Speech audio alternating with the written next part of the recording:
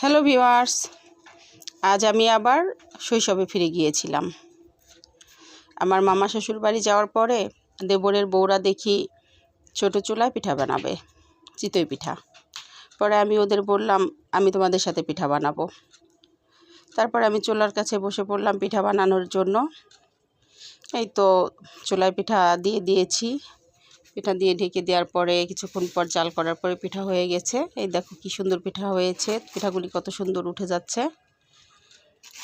আর এই পিঠাগুলি আসলে বাচ্চারা খুবই পছন্দ করে, বড়রাও খুব পছন্দ করে। দেখতে খুবই অসাধারণ, খুবই ভালো লাগে। আর এগুলি যদি রসে ভেজানো যায় তাহলে তো আরও বেশি ভালো লাগে। এই দেখো বন্ধুরা, পিঠাগুলি কত সুন্দর হয়েছে। আর এরকম পিঠা দেখলেই খেতে ইচ্ছা করে, আর বাচ্চারাও খুব পছন্দ করে।